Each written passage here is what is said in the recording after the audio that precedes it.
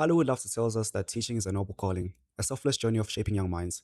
And in 1995, Dangerous Minds wanted us to believe that Michelle Pfeiffer, playing a retired US Marine, was so passionate about education that she took a full-time academic teaching job for $27,000 a year. 27,000 in 1995? Did the job suck that much for the last teacher to quit? Okay, calm down, nobody. On day one, LouAnne tries to get her students' attention, but they keep ignoring her. Fez. she struggles to connect and she immediately gets dubbed white bread when she asks what happens to the last teacher. White bread? Let me. The heck? Then the class teacher Emilio stands up.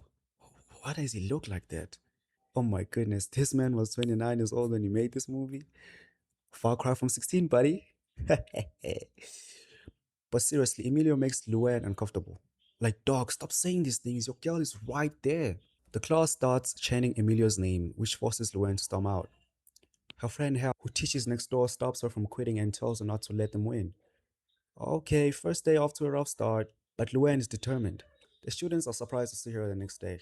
She's wearing a leather jacket and jeans. Come to think of it, she's trying to show them she ain't playing. She proceeds to tell them she's a former Marine and straight up offers to teach them karate. Waya! Sorry.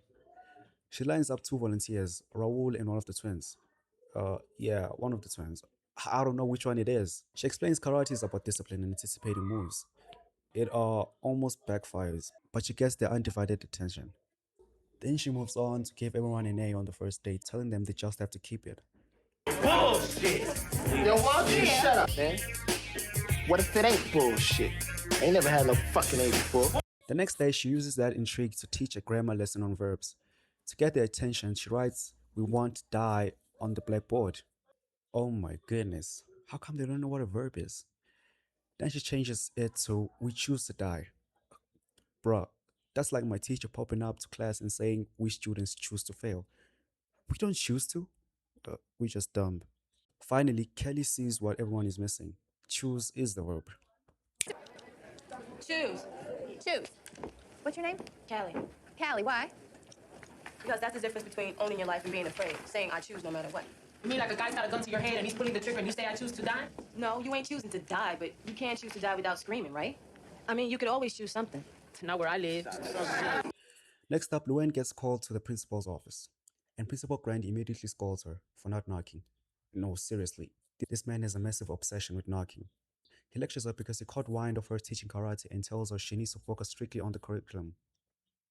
Curriculum? Ugh, principals, am I right? So LouAnne tries to do the opposite and actually look at the curriculum, except there literally isn't one. LouAnne walks into class with a bunch of candy bars and they have a sore time. She makes a deal to take them all to the amusement park if they finish their assignment. Ma'am, with what money? She states the Board of Education will pay. Emilio finally snaps. Anyways, Kelly tells her if she wants to get the class cooperating fully, she should get Emilio. The next day, LouAnne and her students focus on a poem called Mr. Tambourine Man by Bob Dylan. She states the word Tambourine Man was a code name for drugs. Search it, I ain't lying.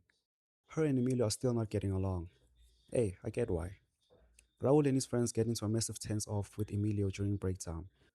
It's an immediate escalation over money issues, and a full-blown hallway fight is seconds away from erupting.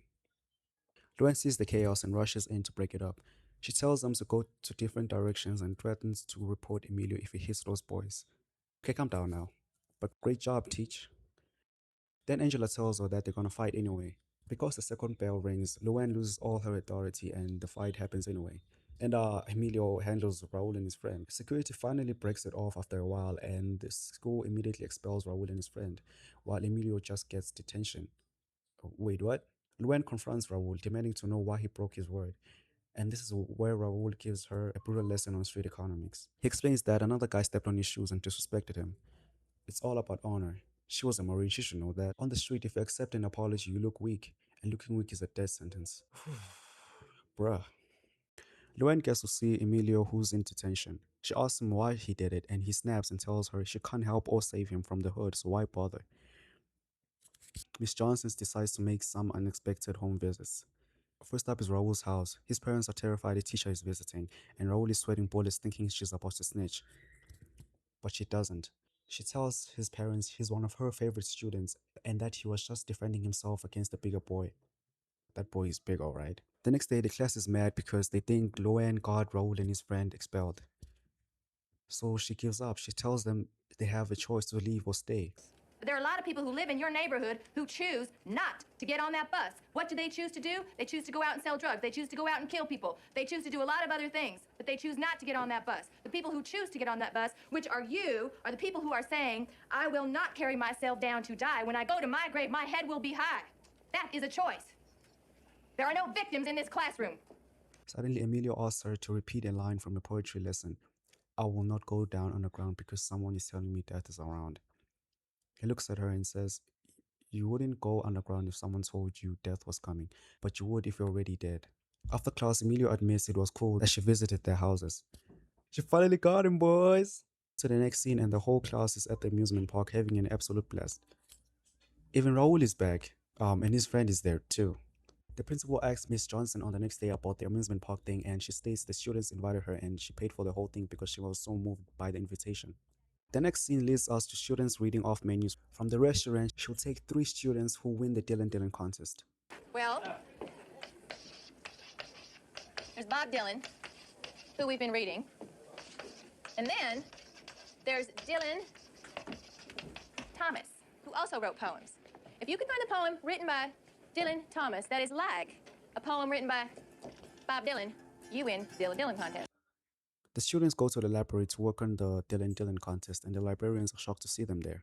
Shocking, I know. The winners of the competition end up being Callie, Raul, and the other twin. Look, I still don't know their names. Callie and the twin can't make it because of work, so it's just Raul and LouAnne. After some awkwardness with a fancy waiter, Raul drops another reality check.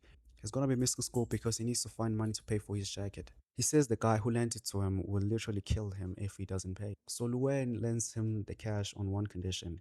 He pays it back when he graduates. LouAnne brings the food to Callie's workplace. She then finds out Callie is leaving to Clearview because she's pregnant, and the school thought it was Tom. The next day, Miss Johnson notices the twins are absent. She finds out Callie is not forced to go to Clearview. She can stay there. LouAnne then goes to Callie's house to deliver the good news, but it's best for her and her child. Then we get hit with the most intense part of the movie. Angela's ex-boyfriend gets out of prison, finds Emilio, and tells him since he stole his girl, he's dead. LouAnne goes to the twins' house to see why they have been absent. She missed them outside, but the grandmother instantly orders them inside and tells LouAnne, I ain't raising no doctors or lawyers here. Go find some other boys to say. Can you actually believe this lady? The next podium scene has Angela arguing with Emilio after school, and Angela sees Miss Johnson and asks her to talk to Emilio. Emilio is strapped to go kill Shorty before he kills him. LouAnne asks him to come to her house to figure it out. Miss Johnson then tells Emilio that if he tells the principal the ex is on crack cocaine, then he can be put in juvenile, and by the time he comes out, he would have forgotten about the incident. She then wakes up and doesn't find Emilio. Then she sees the principal at school and asks if Emilio came to him, and he says yes. But he states he sent him away. Why? Because he didn't knock. Because he didn't knock? Wait, what? See, I told you this guy had a thing with knocking. Cut to the next scene. The room is dead silent. The assistant principal calls LouAnne outside and tells her Emilio was shot and killed that morning. Man, this movie. She has to break the news to the class and Angela, and everyone is completely devastated. Grief-stricken by Emilio's death, LouAnne announces she won't be returning next year. The class is heartbroken. Raul helps her pack her things, thanks her for the $200 and promises to pay her back. It's a really nice emotional embrace. On the last day, Miss Johnson is shocked to see Callie back, and Callie states she came back to school just to convince LouAnne to stay. She tells her that the class sees her as their light, the Tambourine man, their drug dealer.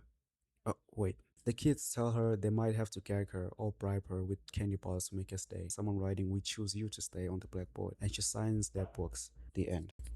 Final thoughts? Wait. Do I still have time? This was an incredible deep movie to cover.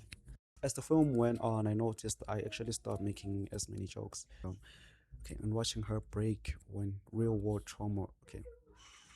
Comment down below your favorite part of the movie, and did it touch you the way it touched me? It is your choice to like and subscribe. With all that said, I will see you in the next one. Peace.